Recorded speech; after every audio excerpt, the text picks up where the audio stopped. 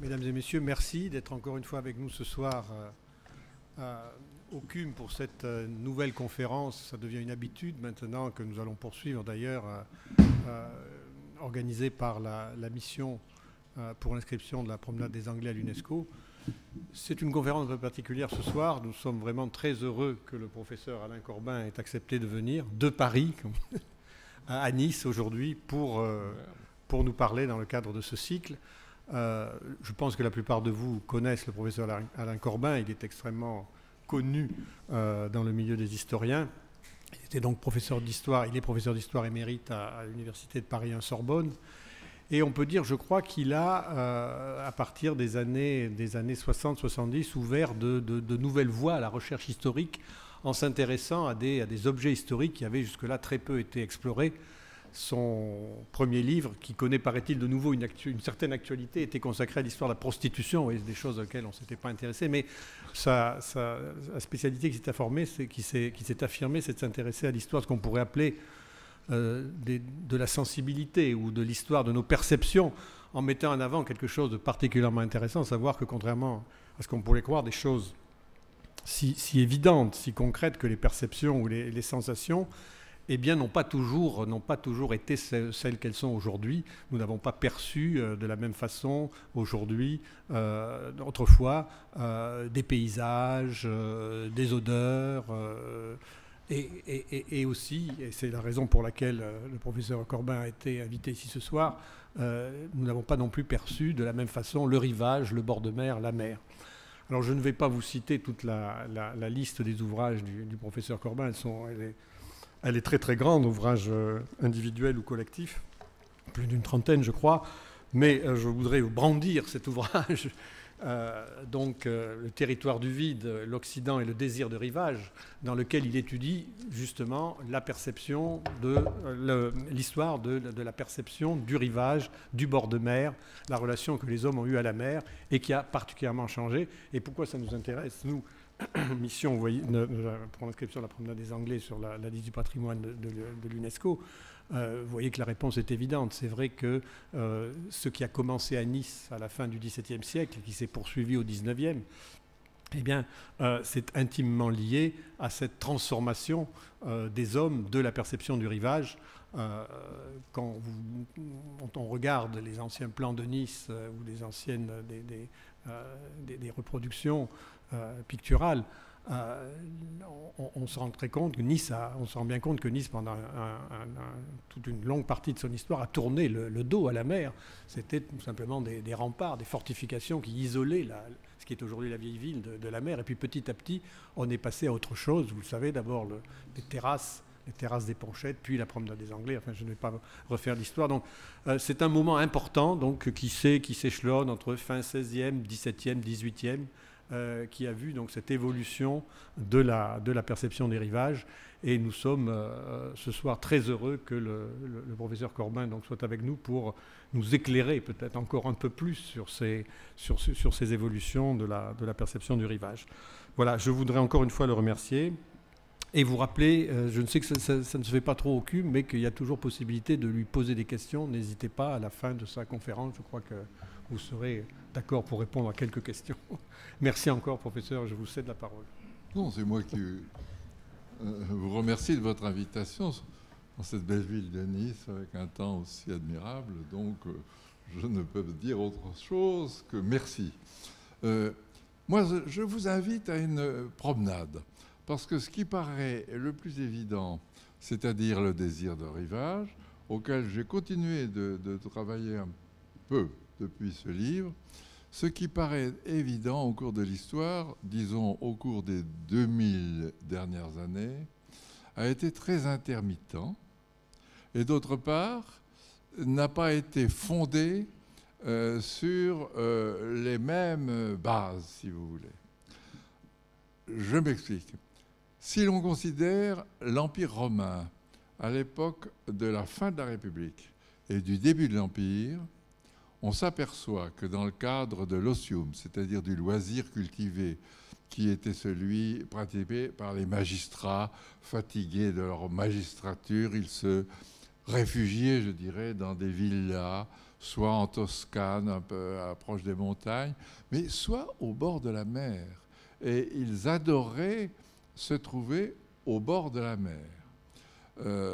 Donc, à ce moment-là, César, déjà, donc, République, mais aussi Cicéron, par exemple, pour la fin aussi de la République, Pompée avait des villas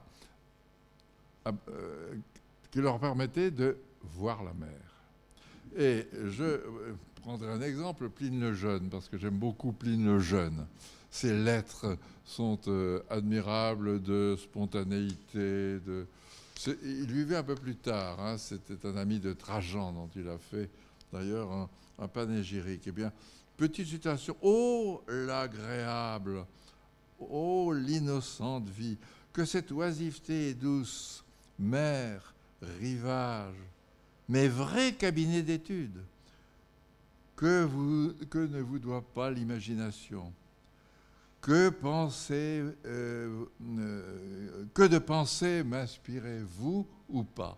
Donc, voilà, nous sommes au 1er siècle de notre ère et quelqu'un qui vraiment est enthousiasmé par la proximité du rivage. Et à Bailly, près de Naples, dans la Campanie, Cicéron, donc Pompée, etc., mais tous les empereurs pratiquement du 2e, peut-être 3e siècle, je ne m'avancerai pas, avaient leur résidence là. Ça ne veut pas dire qu'ils se baignaient, ils ne se baignaient pas dans la mer, ils regardaient la mer, ils se promenaient le long des rivages, ils prenaient des barques éventuellement, une petite promenade en barque, mais ils ne se baignaient pas directement dans la mer. Pourquoi? Parce qu'ils avaient l'habitude d'utiliser les thermes. Et les thermes n'étaient pas, évidemment, sur le rivage. Donc, ils appréciaient, à cette époque, la mer, le séjour est apprécié, et puis, cela a cessé. Alors, pourquoi? Je vous donnerai 5 ou 6 raisons, et ensuite, nous verrons pourquoi il y a renaissance de ce désir. C'est intéressant dans la perspective d'une histoire du désir, précisément. Parce que ça nous paraît évident de désirer d'être au bord de la mer. Hein. Et ça a été le cas, donc, à ce moment. Mais ça ne va pas de soi. Pour plus d'un millénaire, on a délaissé ce bord de mer, le goût pour le bord de mer. Pourquoi? D'abord, la disparition de cette élite dont je viens de parler, de l'ostium. Hein, évidemment, il n'y a plus de Pline le Jeune au 4e ou au 5e siècle. Hein. Bon, ça, c'est une première raison. La deuxième, c'est que l'imaginaire de la mer s'est trouvé déprécié durant le Moyen-Âge. Christiane de Luz, qui est une historienne de cet aspect des choses, de pèlerinage médiéval, montre bien que lorsqu'on prenait la mer pour aller à Jérusalem, c'est avec une grande anxiété, parce qu'on s'imaginait la mer peuplée de monstres, et donc peuplée de créatures sataniques, en fait. Et durant le Moyen-Âge, les monstres marins pullulent. En Norvège, c'est le kraken. Là, donc, dans la Méditerranée, ce sont des poissons fabuleux, plus ou moins.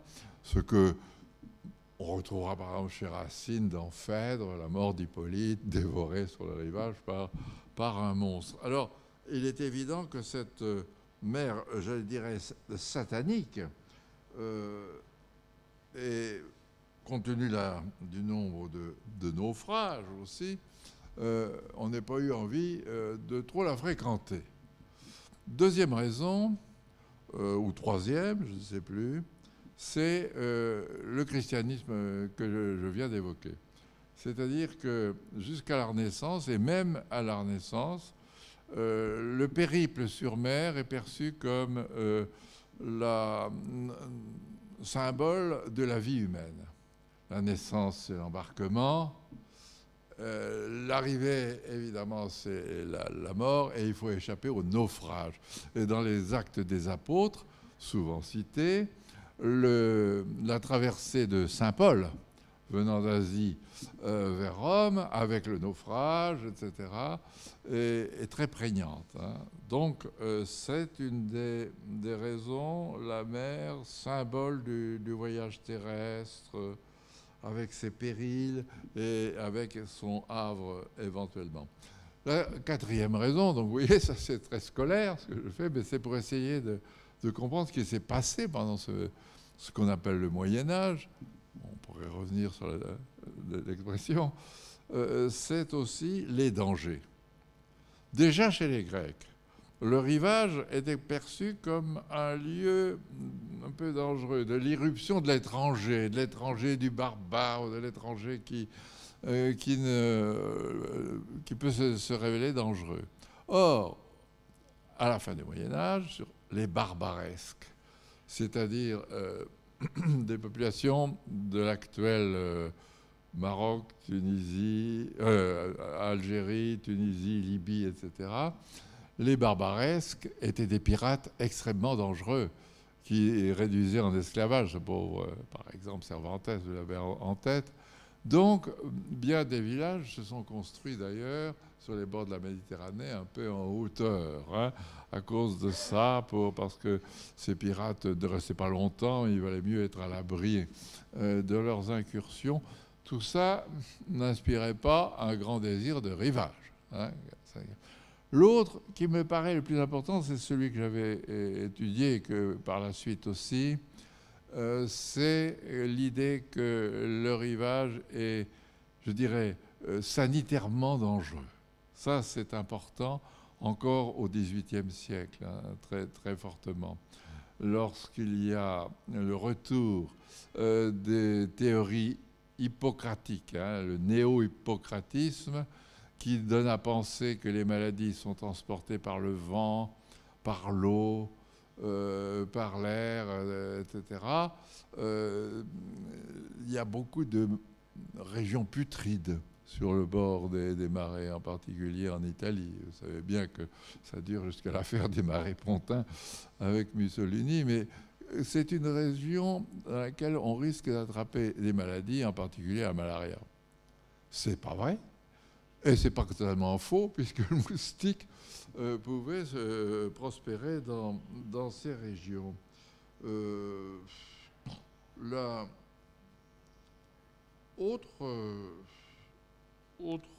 encore cause, parce que je me suis interrogé, c'est ce sur quoi je travaille en ce moment, c'est l'extrême emprise quand renaît ce que Jacques Le Goff appelle la première renaissance, en quelque sorte, du Moyen-Âge, hein, et qui se poursuit d'ailleurs au XIVe siècle, c'est l'emprise de la pastorale.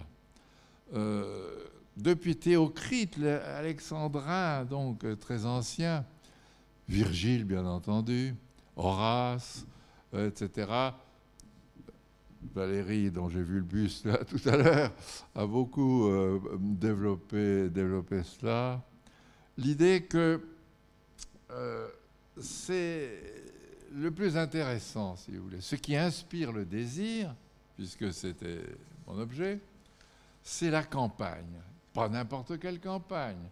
La campagne du locus amoenus, du lieu amène, c'est-à-dire d'un lieu arcadien, si vous voulez, limité dans l'espace, bordé de montagnes, formé d'un vallon, peuplé de bergers, avec leurs troupeaux, leur musique aussi, très important, lieu de bocage, avec de l'herbe, des arbres et une fontaine. Ce lieu imaginaire, Yves Bonnefoy dit que, sans doute qu'en Italie, on ne trouvait pas facilement hein, l'idéal de ce locus amoenus, mais il a marqué très profondément, je dirais, la poésie, mais jusqu'à aujourd'hui, d'une certaine façon, hein, l'Arcadie. Et cette pastorale, si vous voulez, elle est très présente, par exemple, déjà dans Pétrarque, hein, les bords de la Sorgue, la fontaine de Vaucluse, l'or qui se promène, les pieds nus dans l'herbe, etc. Il y a cela. Mais parce que c'est très tôt. Mais au XVIe siècle, au milieu du XVIe siècle, l'Italien Jacopo Sannazaro publie l'Arcadie, qui a eu un énorme succès et qui va tout à fait dans le sens que je viens d'indiquer, des bergeries, etc., repris en France par Honoré d'Urfé dans l'Astrée, par Madame de Scudéry, par des tas de gens. Ronsard aussi, la Fontaine-Bellerie, etc., s'inscrit dans cette perspective. Alors, vous allez me dire, mais pourquoi alors? Et la mer? Bien justement, c'était tellement prégnant, moi c'est une hypothèse, hein. C'était tellement prégnant que c'était beaucoup plus prégnant qu'un désir de rivage qui aurait pu naître. Et je citais à M. Lacaise une chose qui m'avait frappé. Une académie des sciences, et du polymathisme, de toutes sortes de choses, du XVIIe siècle de Caen. Les membres de cette académie s'insurgent parce que l'un d'eux a une maison de campagne à Courseulles, je crois, c'est entre Rivabella et Cabourg, pour ceux qui connaissent un peu ces rivages. Et il a fait ouvrir ses fenêtres sur la campagne et boucher complètement un mur, la vue. Non, je veux dire, il a ouvert ses fenêtres sur la mer et bouché, disons, la vue sur la campagne. Ils sont sidérés parce que pour eux, c'était la campagne qui était attrayante et la mer qui ne l'était pas. Donc, et il s'agit du XVIIe siècle.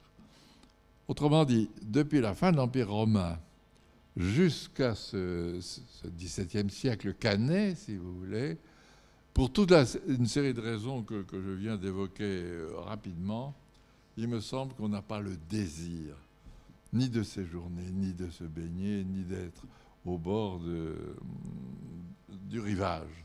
Alors,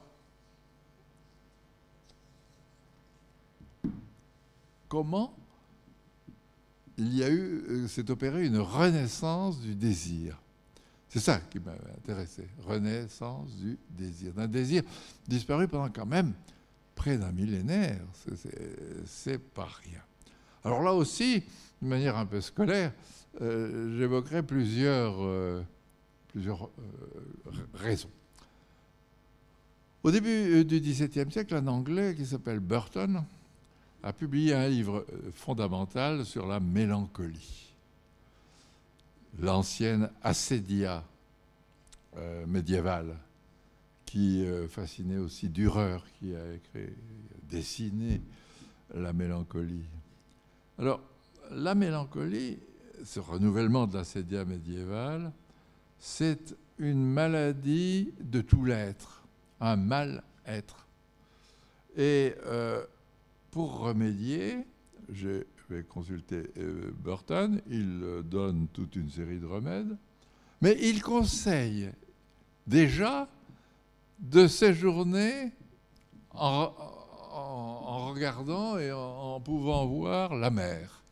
Donc c'est une incidence, je veux dire, ce n'est pas un grand chapitre, mais c'est important que cette proximité de la mer, cette possibilité de la vue sur la mer et de cette mélancolie à la Burton, les Anglais vont hériter ce qu'ils ont appelé par la suite le spleen. Donc je crois que c'est une donnée, surtout à la promenade, quand on songe à la promenade des Anglais, c'est une donnée généalogique qui me paraît importante parce que donc Burton explique la manière de surmonter la mélancolie et dans une de ces chapitres, il y a la mer. Or, peu de temps après, se déploie, et notamment, ce sera encore plus fort au XVIIIe qu'au XVIIe siècle, ce que les Anglais ont appelé le Grand Tour, que vous savez, c'est-à-dire l'habitude d'envoyer les jeunes gens accompagnés de leurs précepteurs, dans un grand voyage européen, en passant par les Provinces-Unies ou la France, pour se retrouver dans le nord de l'Italie, à Rome, éventuellement jusqu'à Naples. Donc, ce n'est pas exactement lié au désir de rivage. Je m'explique. Parce que ce voyage, d'une part, était souvent social. C'est-à-dire que ces jeunes gens et le précepteur s'arrêtaient dans les villes avec des lettres de recommandation destinées à l'aristocratie locale. Et surtout, ils allaient voir les ruines antiques. Ils allaient voir les restes de l'Antiquité. Et ils étaient intéressés aussi par la peinture. Et c'est l'époque du Lorrain, de Claude Gelée, le Lorrain, et de bien d'autres. Et ces jeunes gens qui ne regardent pas trop la campagne, j'ai regardé un peu les récits de voyage, ils s'extasient devant les villes, devant les vestiges, devant l'aristocratie dont je vous parlais, mais ils ne regardent pas trop la campagne entre eux, si vous voulez. Ils ne regardent pas trop la mer alors qu'ils avaient l'occasion là de la voir. Sauf peut-être dans la région de Naples, ceux qui vont jusque dans la région de... Alors ce grand tour, lorsqu'ils reviennent, les filles en général ne le faisaient pas. Et donc, lorsqu'elles reviennent, s'ils ont eu l'occasion d'acheter soit un tableau, soit des formes en quelque sorte de reproduction du Lorrain, etc., ils leur rapportent à ces jeunes filles qui magnifient en quelque sorte. Et là, il y a la mer, ces œuvres. Et là, la mer est présente dans l'Angleterre georgienne, c'est-à-dire les Georges 1, 2, 3, 4, etc. Là, c'est important. C'est pas encore le désir de rivage qui renaît, mais c'est une atmosphère finalement assez favorable. Et parallèlement, dans une autre région, les Provinces-Unies. Très important, les Provinces-Unies, demandé à Louis XIV, au XVIIe siècle. L'aristocratie, les élites, disons, des villes, souvent au bord de l'eau, comme pas toujours, mais vous voyez bien les villes de la Hollande, de Zélande, etc. Il y avait une habitude de promenade dans la ville, mais la promenade se continuait, comme la mer était toute proche, elle se continuait naturellement au bord de la mer. D'autant qu'un des symboles de la puissance des Provinces-Unies, c'était sa marine. Et on allait voir les bateaux. En même temps, c'était l'occasion de voir les pêcheurs. S'il y avait une baleine échouée, on venait aussi voir le dépeçage de la baleine. C'était une forme de sociabilité, de contact. Je ne dis pas de grand désir, c'est pas le bain, mais une forme de contact, malgré tout, très forte dans ces Provinces-Unies. Ce sera pas étonnant, si vous voulez, que pratiquement la première plage, c'est... Alors là, je prononce à la française, parce que les Hollandais ne prononcent pas du tout comme ça. Scheveningen, qui est proche de la Haye, en fait. C'est pas aujourd'hui, c'est pas ma plage préférée, je le dis tout de suite, mais ça sera une des premières. Et c'est dans cette perspective-là, si vous voulez. Mais ce n'est pas encore le balnéaire. Ce n'est même pas le séjour marin. Donc, vous voyez, j'essaie de procéder par gradation. Alors, il y a une troisième, à mon avis, décisive,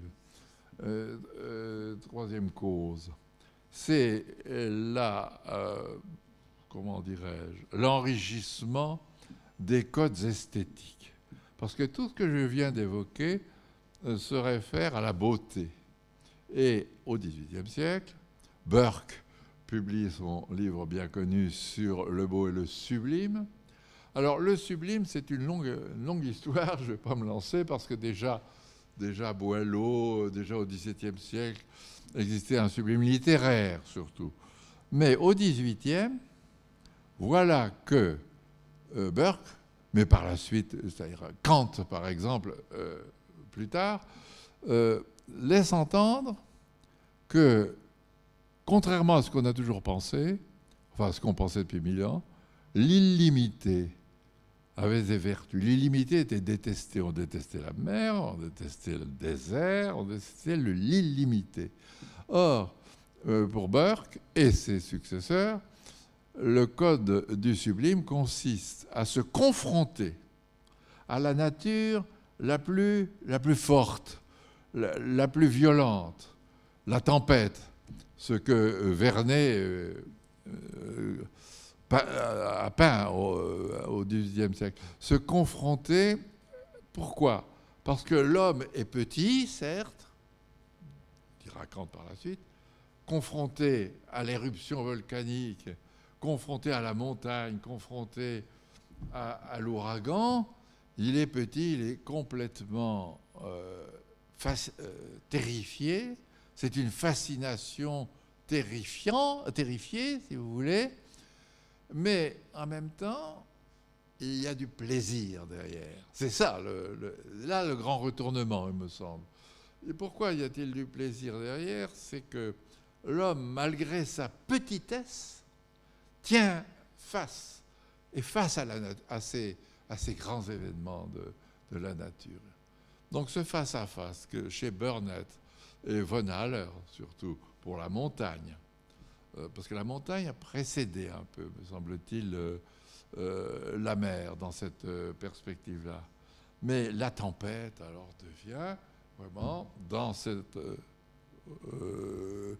vision du sublime, quelque chose d'essentiel. Ce qui profite, bien entendu, à la mer. Peu de temps après, au troisième code, le pittoresque. Le pittoresque de plusieurs théoriciens, mais celui qui m'intéresse le plus, c'est le pasteur William Gilpin.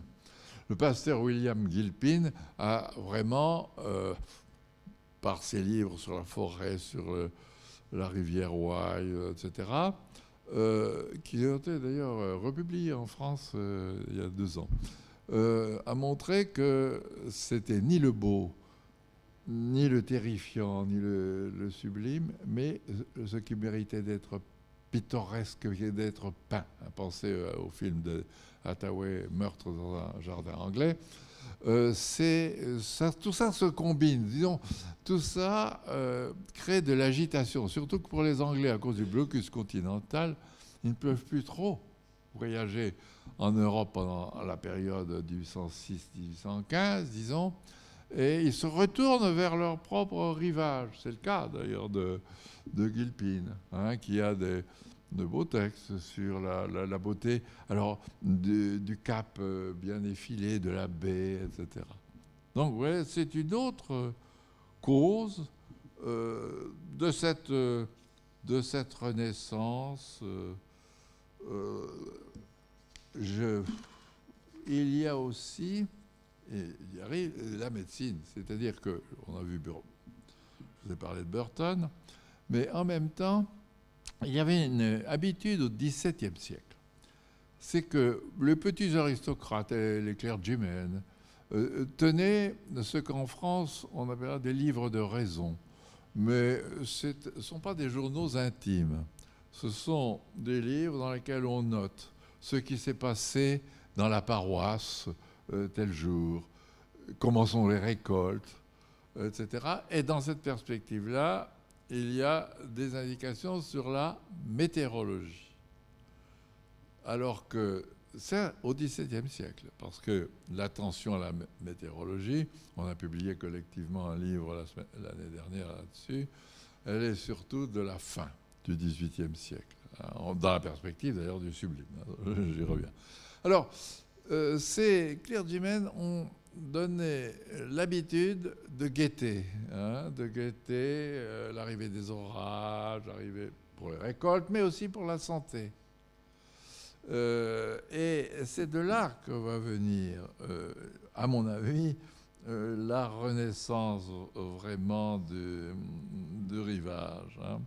C'est toujours dans la perspective de ce néo-hippocratisme dont je parlais, il fallait connaître la constitution médicale de chaque lieu.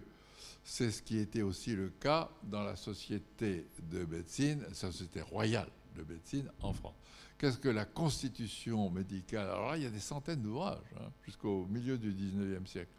Chaque canton a sa constitution médicale, selon son exposition, selon ses vents prédominants, selon la saison des pluies, etc. Et la santé, la médecine, est extrêmement tributaire de cette constitution médicale, de cette météorologie. L'exposition, l'altitude, les vents, la qualité des vents, etc. J'avais pris, moi, jadis, l'exemple du baronet Torrington. C'était un monsieur qui avait justement été obsédé par tout ce que je viens de dire, et il avait décidé d'aller sur l'île de Man, en pensant que l'île de Man, je ne sais pas si c'est une très bonne idée, mais enfin, que l'île de Man serait un bon séjour. Et j'ai bien regardé parce que c'était l'année 89, ça m'intéressait un peu, ça. Et il décrit chaque jour, chaque matin, il ne se baigne pas, mais il décrit chaque matin dans l'île de Man quelle est la force du vent, la direction du vent, etc. etc. Ce baronnet Tomilton. Alors c'est dans cette perspective que, aussi, mais surtout peut-être, que se déploie le besoin, sinon le désir, du séjour du rivage. Alors, parler de ça à Nice, c'est évidemment le lieu. Hein.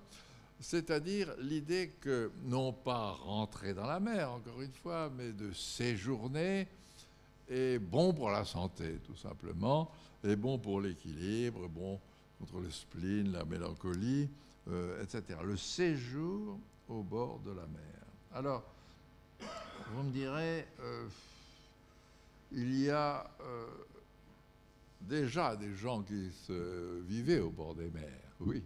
Mais on a peu d'ailleurs de documents concernant cela.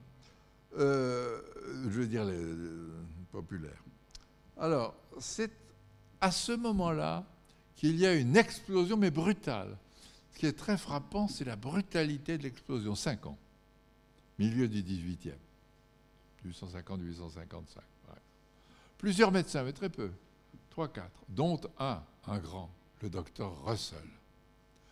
Le docteur Russell, qui va, dit Michelet, parce que Michelet a publié un ouvrage sur la mer, inventer la mer. Voilà. Bon, Michelet n'avait pas véritablement tort.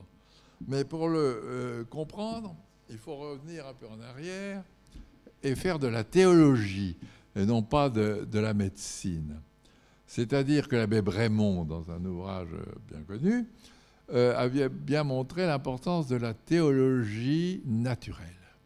Jusque Cassirer, bien avant lui, si vous voulez, jusqu'à la fin du Moyen-Âge, on s'imaginait que le corps était relié au cosmos par toute une série de liens, etc.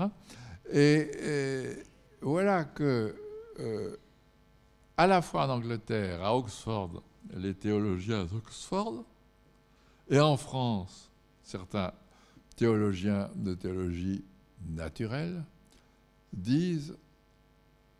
cherchent à restaurer la grandeur du spectacle du monde. Pourquoi l'Angleterre? Encore une fois, il y avait les spleens, il y avait beaucoup de choses, si on vient des Anglais, là. C'est qu'ils avaient l'habitude du prayer book. Et ils lisaient les psaumes, les psaumes, une exaltation du spectacle du monde. Hein. Et donc, dans cette perspective-là, l'idée qu'il fallait regarder, en quelque sorte, la campagne, c'est sûr, mais tout, quoi, que la mer était, que le monde était un spectacle du monde. Il y a un abbé Pluche au XVIIIe siècle et qui a publié deux volumes sur ce spectacle du monde, où tout y passe. Hein, c'est bien. Alors, revenons à Russell, mais ça se tient, parce que Russell était un esprit religieux et obsédé par le mal. Comment se fait-il que Dieu, qui est si bon, qui a fait un si beau spectacle du monde, comment se fait-il qu'il y ait tant de maladies? Alors, en toute logique, Dieu a dû créer le remède au mal. Mais, or, à nous de le trouver, si vous voulez, dans la nature. Or, il n'y a pas de force supérieure à la mer dans la nature. Autrement dit, le raisonnement de Russell, le vrai remède est dans la mer. Voilà, 1850, avec 3 ou 4 autres. Alors, il commence d'envoyer certains de ses patients, des jeunes et des femmes surtout, sur les bords de la mer. Au début, il n'est pas suivi, pas trop suivi, parce que la mode était au spa, c'est-à-dire aux villes d'eau de l'intérieur, avec un grand modèle Basse, qui, entre parenthèses, c'est très bien conservé aujourd'hui, les bains de Basse.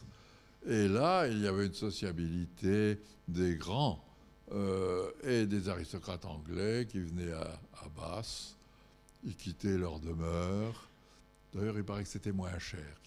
C'était moins cher de venir à Basse que de rester dans les grandes propriétés. Et d'autre part, il y avait là toute une sociabilité bien organisée, avec même un maître de cérémonie. Hein, donc, c'était bien. Alors, revenons à Russell. Il envoie ses patients, en particulier ceux qui ont des ganglions, les femmes stériles, les femmes qui ont des vapeurs. Alors, le XVIIIe siècle, la maladie des vapeurs. De toute façon, les femmes ont des maladies spéciales, je veux dire. Il y a des traités des maladies de femmes au XVIIIe siècle. Alors, ils envoient et ils leur conseillent de se baigner. Mais attention, là, on arrive dans le bain de mer. Mais il faut, en quelque sorte, frémir quand on rentre dans l'eau. Il faut être saisi. Donc, ces eaux dans lesquelles il envoie ses clients, ça va vous faire frémir, c'est entre 12 et 14 degrés. Alors, attention là, il y a une évolution comme Georges Vigarello, qui est de cette région, a bien montré, du froid vers le chaud, c'est-à-dire que les individus, les générations qui se succèdent, ont exigé de plus en plus de chaud dans l'eau. C'est-à-dire que même dans le bain, hein, chez soi, si vous voulez, il n'y en a pas beaucoup, mais enfin, on voit très nettement la linéarité, en quelque sorte, de cette exigence du chaud. Comme aujourd'hui, on a pu constater chez les enfants l'ascension du sucré. Hein. Vous savez bien que, bon, je n'ai pas besoin de développer. Donc, ne vous étonnez pas si c'est du 12 ou du 14 degrés. Mais si je vous le dis, c'est que ça ne joue pas tellement en faveur de la Méditerranée, ça, hein, parce que le saisissement, ces eaux-là, pour donner le choc, hein, c'est plutôt donc le sud de l'Angleterre.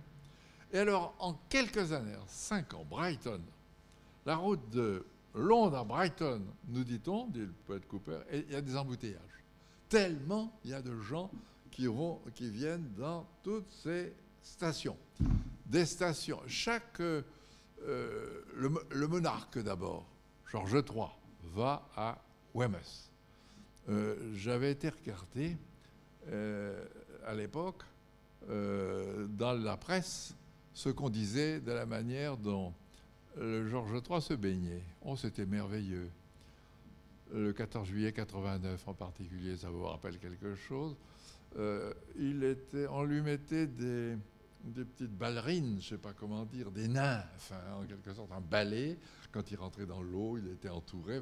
C'était absolument merveilleux. Pourquoi tout ça? Parce que Georges III, bon, dire qu'il était fou, c'était peut-être beaucoup, mais il avait quand même de suffisantes absences pour que, peu de temps après, c'est le futur Georges IV qui est devenu le régent. Alors, le régent, le futur régent, Georges IV, le futur Georges IV, nous sommes sous Georges III, est à Brighton. Il a choisi Brighton. Et là, il a le beau Brumel, il a des tas de choses. Bon. Quand il est très jeune, il se baigne à Brighton. Le roi, c'est Weymouth, le roi Georges III. Mais il y a tout un chapelet de stations qui sont créées d'abord par les oncles. Toute la haute, donc les royautés en quelque sorte, chacun veut avoir sa station. Si je dis ça, je l'ai dit pour le catalogue, c'est que les sociologues français ont attribué à la bourgeoisie la création du rivage. Non, non, c'est d'abord la haute aristocratie entourée des gens de talent, d'écrivains, de grands médecins, etc., qui viennent donc à Weymouth, à Brighton, jusqu'à Margate, de l'autre côté.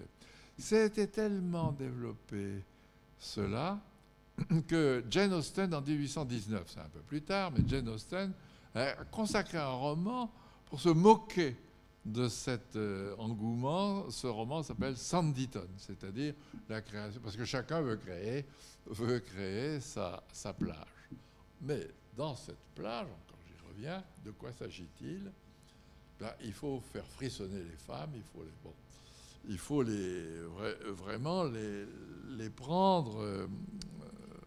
C'est pas rien le bain, c'est ça que je veux dire. C'est médical, c'est le thérapeutique le bain. Et dans l'histoire du milieu du XVIIIe au XXe, il y a un fil qu'on peut suivre, c'est le passage du thérapeutique à l'hédonisme. Une parenthèse que j'ai négligée, il y avait une région d'Europe dans laquelle on se baignait pour le plaisir parfois, ce sont le Pays Basque. Et non seulement le Pays Basque actuellement français, mais jusqu'à Saint-Sébastien, etc. Par exemple, les villageois jeunes, la jeunesse des villages de la montagne, basque, avaient l'habitude de venir passer une journée pour se baigner quand il faisait beau, garçons et filles, à Biarritz. D'où d'ailleurs des noms, le bain d'amour, je ne sais plus, vous savez, à Biarritz, il y a toute une série. Bon, ça, ces gens-là, il y avait donc un bain hédoniste, je dirais. Mais je le mets entre parenthèses, d'une part parce qu'il est moins important, et d'autre part parce qu'il a été refoulé un certain temps. Donc, pour Brussels et ses confrères, la femme qui arrive à Brighton ou à Weymouth Margate, Dickens, il y a tellement de monde au milieu du 19e siècle qui se moquent des épiciers de Londres qui vont à Margate, etc. Bon, alors, il faut d'abord aller voir un médecin de la station qui prescrit une ordonnance.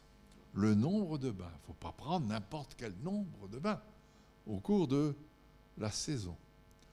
D'autre part, il faut savoir si ce bain va être précédé d'une affusion, c'est-à-dire que des domestiques qui viennent vous jeter de l'eau salée, froide, pour vous habituer un petit peu à pouvoir rentrer. Ensuite, et là, je décris ce qui a été le cas aussi en France jusqu'en 1850-60. Ensuite, il faut avoir une cabine pour se déshabiller, une charrette tirée par un cheval pour vous emmener au bord de l'eau, accompagné d'un guide baigneur. Mais un guide baigneur assermenté, parce qu'il pourrait abuser des femmes facilement, puisqu'on lui demande de prendre la femme par la taille, de la renverser et de la plonger dans la lame. C'est ce qu'on appelle le bain à la lame.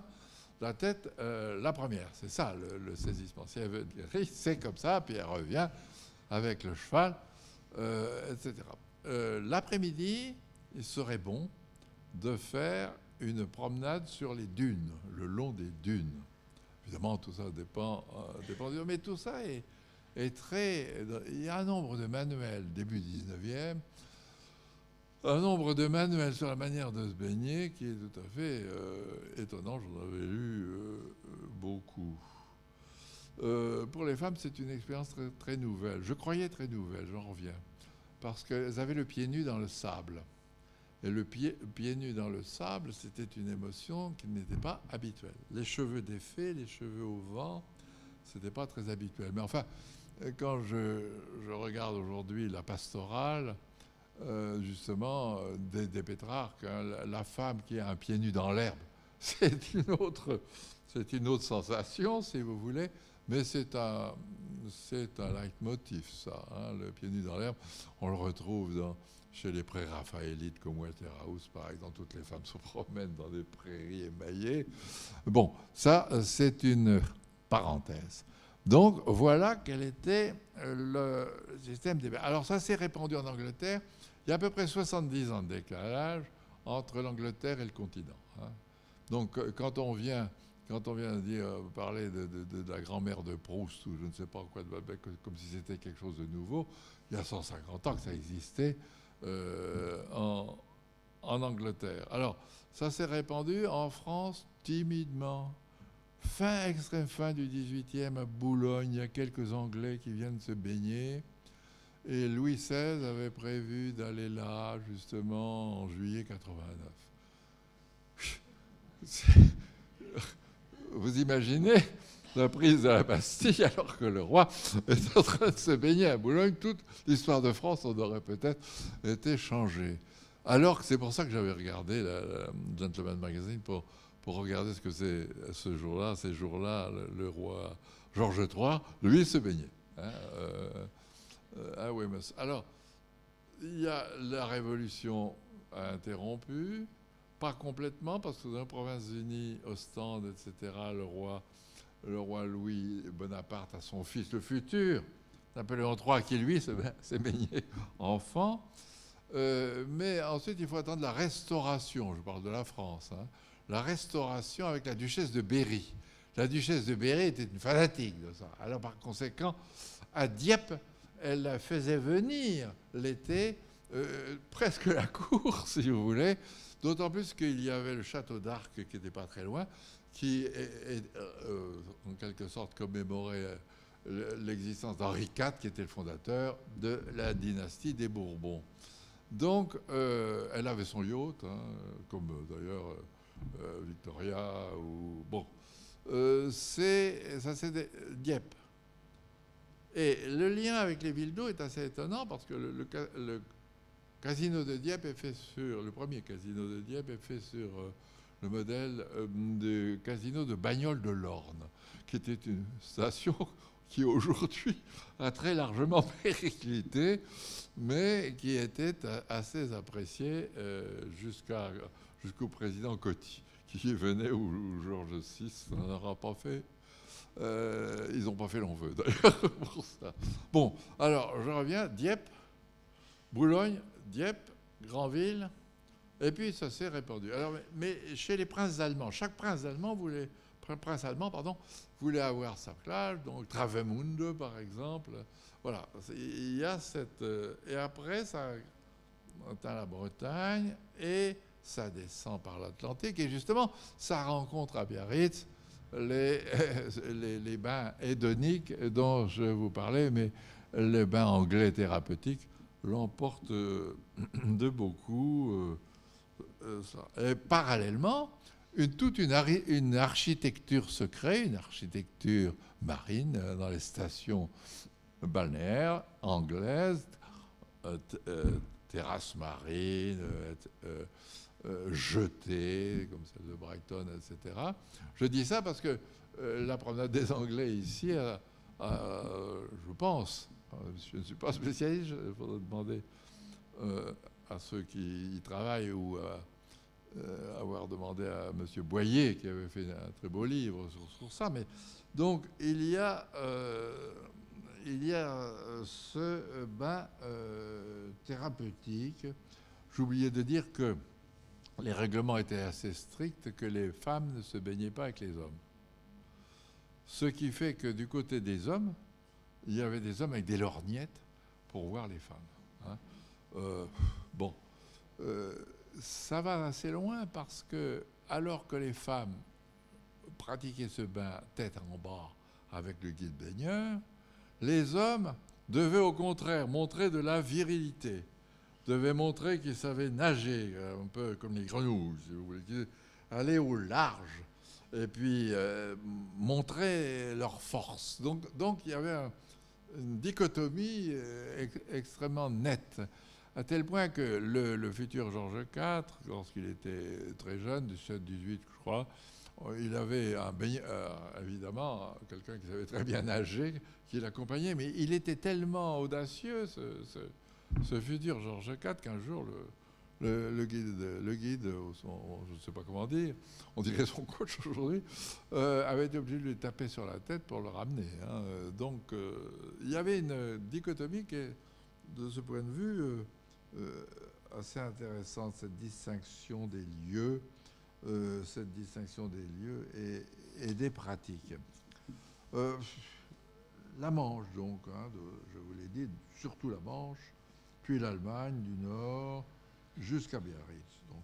Alors la Méditerranée est à l'écart à ce moment-là, mais attention, elle est à l'écart du bain, mais pas du séjour. Et là, je crois qu'il faut bien distinguer dans cette histoire le séjour et la pratique balnéaire. Parce que les Anglais avaient l'habitude de venir sur la côte méditerranéenne française. En particulier, ça peut étonner, d'abord à Montpellier, parce que Montpellier est devenu un nom commun d'ailleurs en Angleterre à ce propos. Puis, le séjour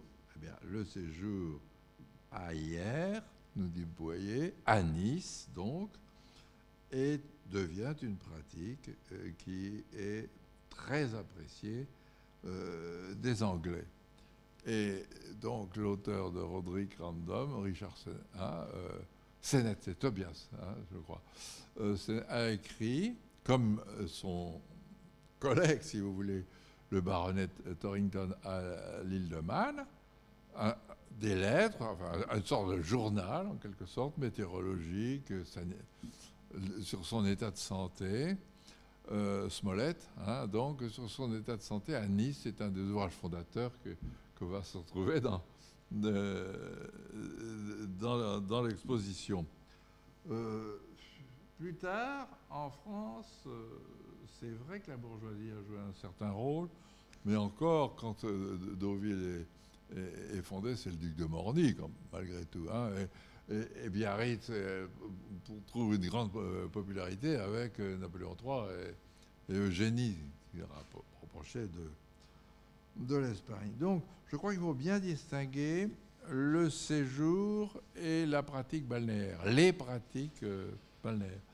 Alors, vous allez me dire, dans la littérature, le premier texte mais il y en a peut-être d'autres, je me suis trompé, c'est un poète allemand, Stolberg, qui consacre son poème au plaisir du bain.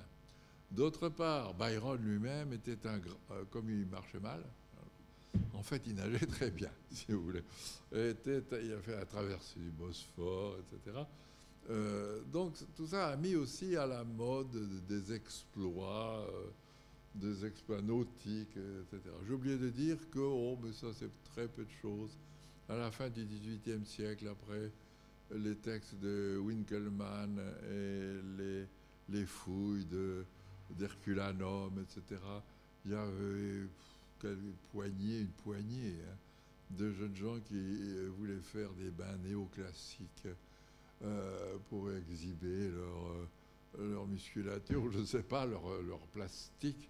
On nous cite quelques jeunes gens qui, à la fin du XVIIIe siècle, se seraient, dans la Méditerranée, donc, se seraient jetés du bateau dans cette perspective-là. Mais à mon avis, ce n'est pas grand-chose. Hein.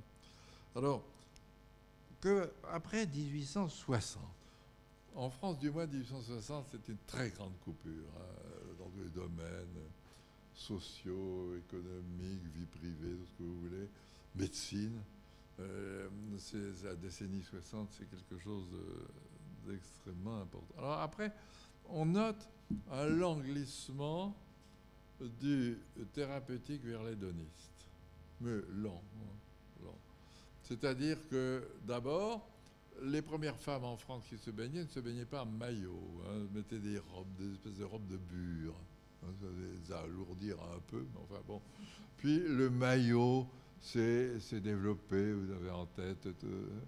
Mais n'exagérons pas, malgré tout, quand on voit les tableaux de Boudin, par exemple, qui sont de la fin du siècle, hein, on n'a pas l'impression que c'est un hédonisme déchaîné. Hein. Il y a quelque chose qui symbolise bien le passage du thérapeutique à l'hédonisme. C'est dans la recherche du temps perdu, le volume À l'ombre des jeunes filles en fleurs. Parce que le narrateur, disons Proust, à Balbec, peut-être Cabourg, certains disent Trouville, bon, c'est solide. En tout cas, il y a sa chambre de Proust dans le grand hôtel de Cabourg.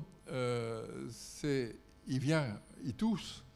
Sa grand-mère le tient à la nuit, je ne sais plus. Ça va pas très bien, là. Hein. Et puis, il voit les jeunes filles qui se promènent sur le bord. Il n'est pas très intéressé, d'ailleurs, par la mer. Il en parle, mais ce n'est pas fondamental. Et, bon, avec Albertine, André, etc., on voit bien le passage du thérapeutique à l'hédonique. Hein, et c'est bien le moment, d'ailleurs. C'est bien le moment où, mais encore assez, à mon sens, timidement. Je crois qu'il y a ensuite deux tournants, mais ça vous les connaissez bien, donc je passe très vite. C'est l'entre-deux-guerres, avec, non pas la nudité complète, hein, surtout, même, c'est une réserve, mais le bronzage, auquel Pascal Horry a consacré un volume, hein, la mode du bronzage et de l'entre-deux-guerres. Et puis, il y a la diffusion sociale. En ce qui concerne la diffusion sociale du bain de mer, je pourrais revenir en arrière, parce que fin 18e, début 19e, on voit des ouvriers de Manchester qui commencent, nous dit-on, d'aller à la mer. C'est-à-dire, je vous ai parlé de Dickens aussi, qui dit et quant à la reine Victoria, qui allait à Brighton, elle dit que c'est plus possible. C'est plus possible, quoi. Donc elle se réfugie dans l'île de Wight pour être un peu plus tranquille. J'ai vu que beaucoup plus tard, dans sa vieillesse, elle est venue à Nice séjourner assez longuement à Nice, et dans l'exposition sera exposé les raisons de cela. Alors, il y a ce premier temps de l'entre-deux-guerres, il y a le deuxième temps, évidemment, où c'est vraiment d'une banalité énorme. Il y a les Américains, hein, tout simplement. Dans le cinéma, on voit très, très, très souvent cela. Les Américains, il y a le Sea, Sex and Son.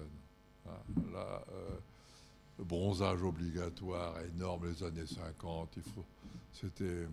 J'ai connu ça dans ma jeunesse. Il fallait être. Les filles étaient bronzées, absolument. La plage existait vraiment. Je veux dire très simplement, c'est s'exposer à la plage. Il n'y avait pas il n'y avait pas encore de planche à voile, etc., etc. Mais c'est un moment, les années 50 surtout. Et puis, vous savez comme moi Il y a ensuite toute une série de phénomènes qui disqualifient un peu le bronzage excessif pour les gens sanitaires. Et il y a surtout la restauration du vent, avec les planches à voile et avec tout ce qui va été un certain temps avec, années 80-90, oui, surtout. Cette renaissance du vent a fait renaître, par exemple, des plages de Bretagne, parce qu'il y a du vent, alors qu'elles avaient été un petit peu critiquées par l'absence ou le trop peu de soleil. Et donc, oui, ça. Mais Georges Vigarello, je reviens à lui, a montré qu'à partir des années 90, le corps devient une centrale de sensations. Justement, là, la planche à voile, etc., ça en faisait partie. Et à ce moment-là, c'était créé en 1975 par Jacques Chirac, le Conservatoire du littoral. J'ai eu le plaisir d'être pendant une dizaine d'années au comité scientifique, hein, mais de très loin, hein, de cet organisme, qui a fait un travail énorme, 750 km sur 2002 ou quelque chose comme ça, de rivage français. Or, dans le domaine du désir du rivage, c'est opéré au dire des directeurs de chacun des sites, hein, parce qu'il y a, c'est très décentralisé, le conservatoire du littoral. C'est opéré quelque chose de curieux, c'est que, alors que le Sea Sex and Sun, c'était un peu de volée, nager loin, doré, rien d'autre, hein, pratiquement. Et le conservateur du littoral a vu périodiquement, enfin progressivement, je veux dire, se créer, je dirais, l'éventail, s'élargir l'éventail des désirs. L'un vient pour faire regarder les oiseaux, l'autre pour faire du VTT, le troisième pour marcher dans des marécages. Vous voyez ce que je veux dire? Si bien que ça posait d'énormes problèmes au conservateur du littoral que cet élargissement de l'éventail des désirs. Et c'est ce qui me paraît, entre, disons, 1950 et nos jours, le phénomène le plus intéressant, qui est cet élargissement de l'éventail des désirs, parce que c'était mon sujet, le désir du rivage, si vous voulez. Vous avez vu l'Empire romain, enfin j'ai évoqué l'Empire romain, l'interruption de Milan, j'ai essayé de voir quelles étaient les causes qui ont permis la renaissance du désir de rivage, et ensuite l'évolution des pratiques, bronzage, etc. Et maintenant, une sorte de, je ne sais pas, d'éclatement, si vous voulez, des formes de ce désir. Donc tout ça est une histoire complexe, une généalogie complexe que celle de la Renaissance du désir du rivage et son élargissement, qui a été modulée selon les lieux, selon les désirs, selon les craintes, selon l'évolution des théories médicales, selon le desserrement des disciplines sociales et morales, selon l'histoire de la théologie naturelle, selon l'histoire des causes esthétiques. Tout ça, ça fait beaucoup. Mais il me semble qu'en ce qui concerne la promenade des Anglais, la dichotomie que je crois qu'il est à souligner entre deux courants, dominés l'un par la mélancolie, le spleen, la promenade et le séjour, si vous voulez, et la visée thérapeutique qui a conduit l'histoire du bain de mer. Mais en ce qui concerne Nice, mais ce n'est pas moi qui pourrais en parler, il est évident qu'il y a confluence, il y a eu à un moment, mais auquel moment, confluence entre ce désir du séjour, une forme de désir sanitaire, et le bain de mer, puisqu'aujourd'hui, il y a beaucoup de gens qui se baignent à Nice. Voilà. Bah, écoutez, je vous remercie de votre patience, de m'avoir écouté avec tant de patience. Je ne sais pas.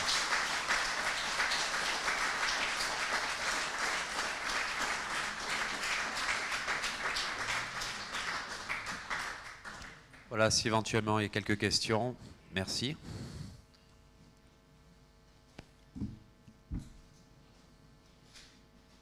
Allez. Est-ce que le roman de Jane Austen dont vous avez parlé est traduit en français? Oui. Oui. Ah bon, très bien. Et d'autre part, Je oui, l'ai consulté à la bibliothèque du Centre Pompidou. Donc, il y était à ce moment-là. Et ne pensez-vous pas que... Presque de Jane Austen, je crois. Il y a un grand succès de Jane Austen. Oui, c'est un écrivain très connu maintenant en France. Ne pensez-vous pas aussi que le fait qu'on passe d'une température relativement froide à une température chaude, c'est aussi lié à la température intérieure dans les maisons, puisque en fait, évidemment, les températures étaient beaucoup moins élevées. Il y a un apprentissage du froid dans les maisons. Et donc, il a une acclimatation par rapport à cela, probablement. Là, il y a autre chose, il y a la synesthésie, dont Georges Vigarello a montré l'apparition à la fin du XVIIIe, début du XIXe, et Jean Starobinski aussi, c'est-à-dire l'écoute de la rumeur des viscères, pour reprendre l'expression de Diderot. Et quand on s'écoute beaucoup, je crois que ça a joué pour le chaud. Ça. C'est Vigarello, vous en parlerez mieux que moi. Merci. Alors, moi, je voudrais poser une question sur l'influence des colonies. Les voyages, outre-mer, oui, tout ça. Oui. Je parlais de l'influence des Américains, oui. Ça. Et il y a beaucoup de choses en ce qui concerne la synesthésie. Le casque colonial, on n'a pas fait l'histoire du casque colonial. Là, je ne réponds pas directement à votre question, mais l'histoire des courants d'air. L'histoire des courants d'air dans le domaine de la synesthésie. Dans ma génération, on nous disait ne te mets pas en courant d'air. C'était la crainte de maux de gorge, de la tuberculose, etc. Vous demandez aux jeunes maintenant, les courants d'air, ils ne connaissent pas. Ils ne s'intéressent pas, ils n'en souffrent pas, ils ne s'en aperçoivent même pas. Donc vous voyez que dans le domaine de la synesthésie, il y a une histoire. Et je crois qu'effectivement, chez les Anglais, les colonies ont joué un rôle.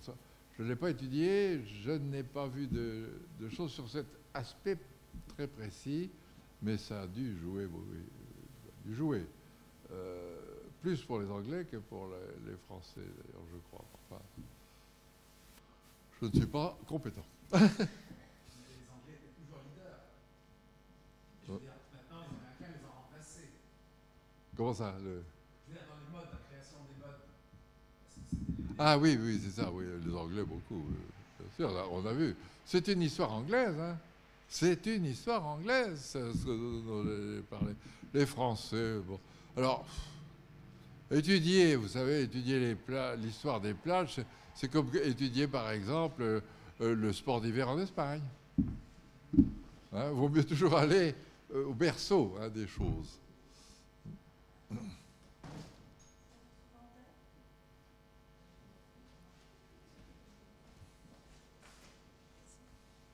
Simplement, ce n'est pas une question. Vous avez parlé des jetés et des jeux en bord de mer en Angleterre, comme par exemple à Brighton ou à Blackpool. Mais en fait, ce n'était pas réellement dû au bain de mer, c'était dû au fait que la reine Victoria interdisait les jeux d'argent sur le continent.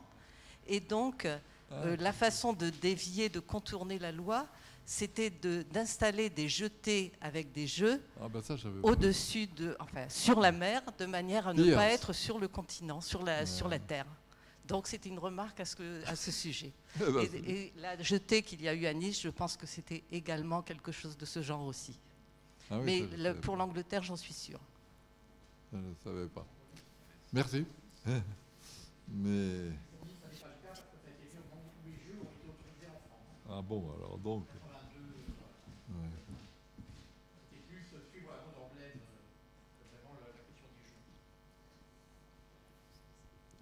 Oui, bonjour.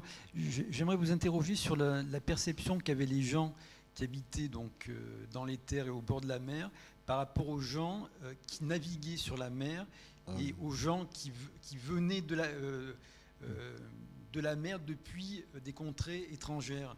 Et quelle était l'évolution de cette perception au cours des âges? De toute façon, il y a une perception radicalement différente entre les marins, ceux qui naviguent, etc., qui souvent ne savaient pas nager, d'ailleurs, et tout ce dont j'ai parlé. Les pêcheurs, les navigateurs, etc., ceux qui venaient d'autres pays, ne sont pas des acteurs prédominants. Il y a quelque chose que faisait remarquer la spécialiste de Jules Verne, qui est en train de travailler sur Jules Verne et la mer. Ceux qui connaissent bien Jules Verne ont dû remarquer qu'aucun des héros de Jules Verne ne se baigne. Parce qu'ils arrivent dans l'île mystérieuse, en 2 ans de vacances, etc. Ils arrivent en bateau. Hein, le bateau se casse, si vous voulez. Ils font ce qu'ils peuvent pour se traîner sur le rivage, mais comme sans vraiment beaucoup de facilité. Et par la suite, ils cherchent à manger, ils cherchent à s'abriter, ils cherchent, etc. Jamais ils ne se baignent.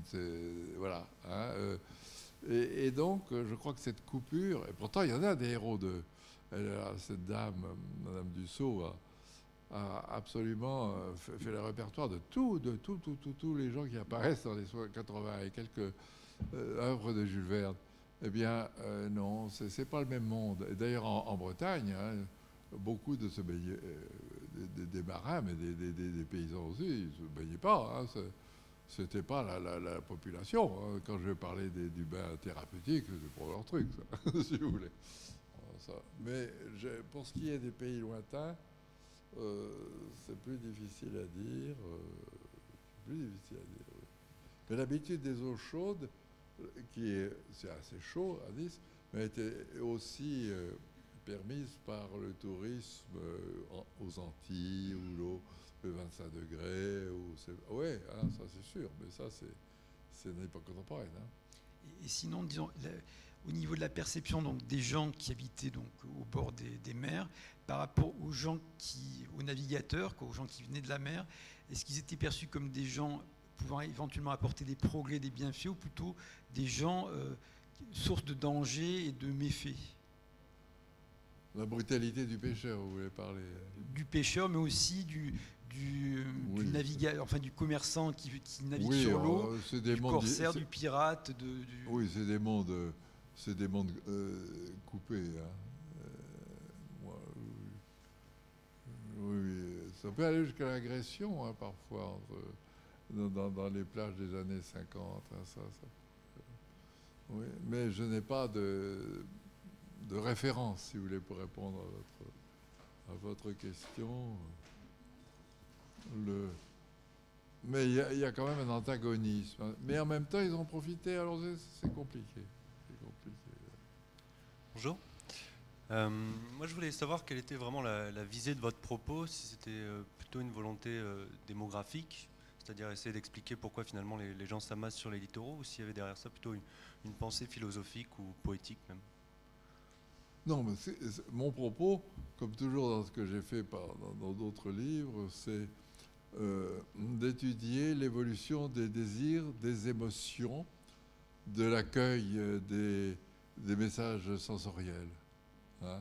Or, il y a tout ça dans ce que j'ai à peine esquissé, mais l'accueil du message sensoriel, l'émotion et le sentiment aussi, parce que j'ai dit si Sex and Son, j'ai rien dit de sexe, mais il est évident que sur les plages des années 50 et après, la relation amoureuse, dans les arrière-saisons, etc., il y a une admirable bande dessinée de Lou Stahl intitulée Arrière-saison, qui montre bien ce que sur une plage pouvait être aussi une page de sentiments. Hein, ces choses-là. Donc ça manque peut-être de statistiques. Hein, je ne vous ai pas donné de... C'est pas trop ce qui m'intéresse, voilà.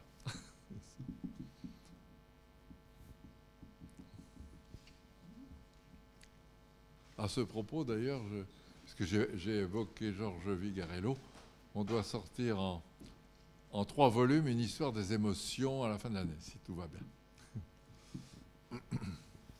Là, cher professeur, tout d'abord, je me tourne vers la fenêtre et je vois un baigneur. Donc peut-être pourrions-nous, à la fin de votre conférence, nous emparer d'un maillot, ou pas de maillot du tout d'ailleurs, et d'aller finalement expérimenter, éprouver les joies de la baignade. On peut être aussi comme Pline le Jeune. Hein, regardez simplement. Regardez, promener. En tout cas, professeur, je vous remercie d'avoir, par votre conférence et vos propos, éclairé la réflexion et le travail de la mission chargée par le maire de Nice de promouvoir l'inscription de la ville d'hiver, d'ailleurs, et de la promenade des Anglais sur la liste du patrimoine mondial. Vous avez bien fait de nous rappeler que le premier séjour à Nice était un séjour climatique, oui, et non pas un séjour balnéaire. Tout récemment, une journaliste qui préparait un article sur les expositions qui vont se dérouler à Nice à partir de la mi-juin parlait de l'histoire balnéaire de Nice. C'est extrêmement réducteur. Et on peut parler éventuellement, pour employer un néologisme, de l'histoire touristique, mais on ne peut pas réduire cette histoire, l'histoire de la résidence de non-niçois à Nice, uniquement à la période balnéaire. Il y a eu une première histoire, une histoire de séjour climatique qui est d'ailleurs passionnante et qui a formé, au-delà de la vieille ville de Nice, au-delà du Paillon, l'embryon de la nouvelle ville, de la ville nouvelle, qui a été formée d'ailleurs au départ par des Anglais, d'où le nom de Promenade des Anglais. Ces Anglais qui ont d'ailleurs donné à cette nouvelle ville le nom de Newborough, pour bien marquer qu'ils étaient là, dans cet espace, quasiment chez eux.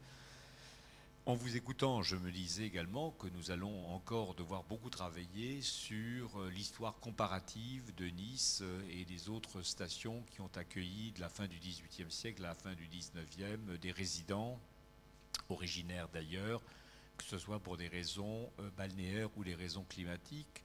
Mais ce qui m'impressionne dans le destin de Nice, c'est que si d'autres villes de ce qu'on appelait ensuite la Côte d'Azur, en tout cas d'autres sites de la côte provençale, pour sortir du comté de Nice, ont rencontré la ferveur et l'intérêt d'un certain nombre de résidents, nulle part comme à Nice, c'est une véritable ville, une ville complète et une ville étendue qui s'est développée avec son patrimoine de villas, d'hôtels, de casinos, et symptôme qui montre bien l'internationalité de Nice, un nombre incroyable d'églises consacrées au culte non catholique, pour permettre à ces résidents qui étaient porteurs de toutes sortes de convictions et de pratiques religieuses de pratiquer leur culte.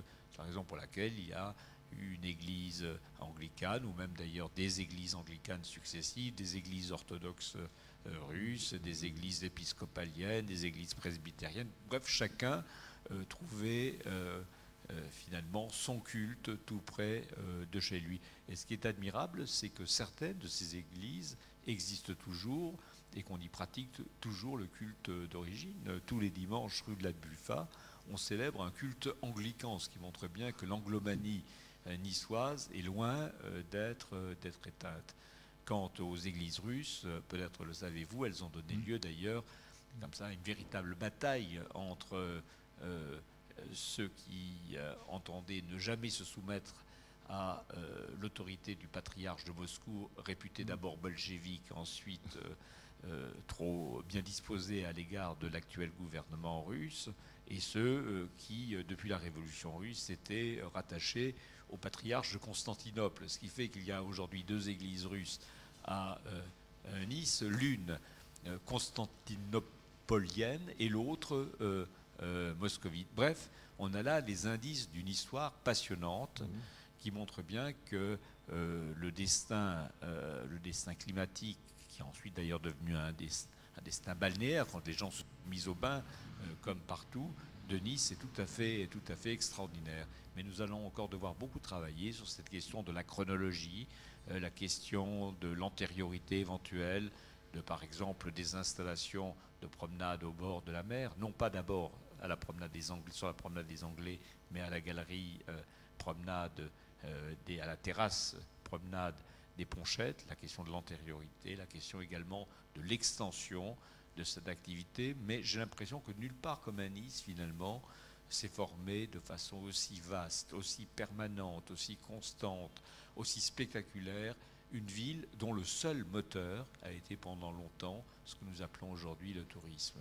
À cet égard, votre regard sur cette histoire, votre spécialité, votre expertise, votre jugement nous sont tout particulièrement utiles et je vous remercie, professeur, d'avoir bien voulu venir à Nice pour cette conférence.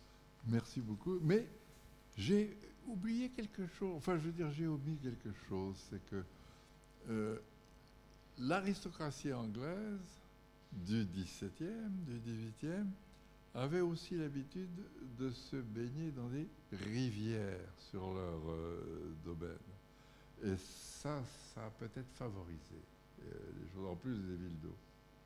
Et que d'autre part, sur la Méditerranée, on nous dit que dans ces mêmes siècles, dans les ports, les jeunes gens du peuple se jetaient parfois à l'eau pour prendre une sorte de bain qui n'était pas thérapeutique, mais c'était très populaire. Hein, et en profitant de la profondeur, en quelque sorte, de l'eau dans les ports. Bon, un petit détail, mais enfin, ça veut dire que, en ce qui concerne l'architecture, quand même, le lien entre Nice et l'inspiration de l'architecture anglaise doit être considérable, mais ça, c'est très difficile à repérer que telle chose est inspirée par telle chose de Brighton, etc. Vous n'en sortiriez pas. Hein, c'est une question qu'il faut absolument creuser parce qu'il y a dans l'urbanisme niçois beaucoup de traits de l'urbanisme anglais, notamment l'abondance et la qualité des squares ou des terrasses. Oui. Et les beaux windows, donc il y a des éléments du vocabulaire urbanistique ou du vocabulaire architectural anglais à Nice. Nous devons beaucoup